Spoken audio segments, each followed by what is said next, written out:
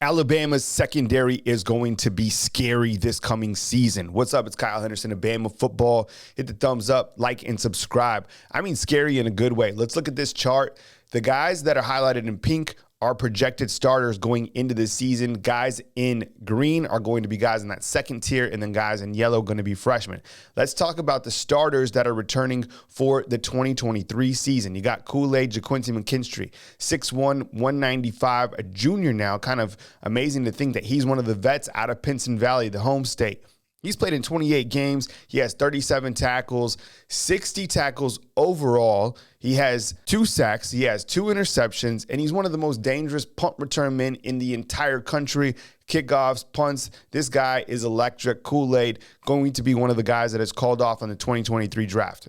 You also have Terrion Arnold, 6 foot, 196 pounds, now a redshirt sophomore out of Tallahassee. And he's waited his time last season in 2022, 11 games played. He had 45 total tackles with 1 interception. You also have Caleb Downs, who's a new addition, is just a freshman. It's amazing to think that he's only a freshman, 5-star all the way. He's going to certainly be a big-time impact player for the Crimson Tide. You also have Malachi Moore, 6 foot, 200 pounds, out of Trussville, Alabama, another home state player. And when you look to his statistics, look at the amount of experience that he has. 92 total tackles in 39 games played. Now let's look to guys on that second tier level. Antonio Kite, Earl Little, who played fantastic during the spring game. Thought the same for Kite, to be honest. And then Jake Pope, who turned heads during the spring game with the big boom on Jermaine Burton. And then Christian Story, who had an interception as well in the spring game. So those are those guys in that second tier.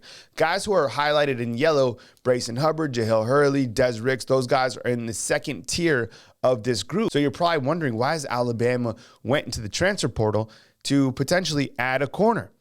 Most recently, they offered Trey Amos, who's out of Louisiana Lafayette, and they also offered Jaylen Key out of UAB.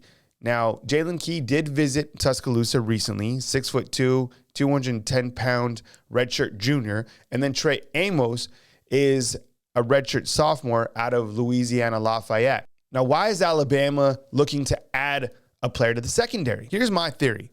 You could potentially have Terrion and Kool-Aid at that corner position. But as Coach Saban said, he moved Malachi to the star position because players who entered the transfer portal before the spring game played that star position. So he said that Malachi didn't even work at star the entire spring. So he had to move him there during the spring game. So could Coach Saban want Caleb Downs at the free, Malachi at the strong, and then figure out if one of those corners could be at the star position? That's probably what I was thinking. What do you think?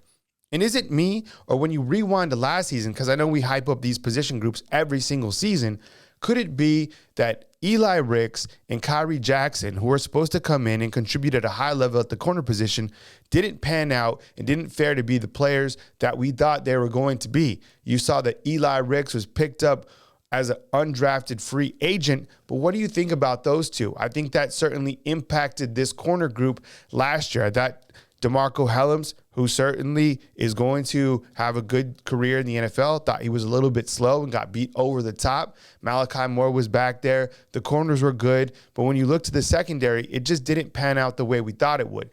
I love the corners that Alabama has coming back. I think the experience, the overall athleticism, that's what you need at the corner position. At the star position, is that going to be Malachi? I guess we'll just have to wait and see what transpires. At the free, you're going to have Caleb Downs. Kid is an absolute monster. I guess we'll just have to wait and see if Alabama adds a corner, if it's Jaylen Key or if it's Trey Amos, to an already stacked secondary group. Really like that second tier, but I think Alabama wants to bring in a guy who has experience that can contribute right away. Let me know what you think about this defensive secondary inside the comment box.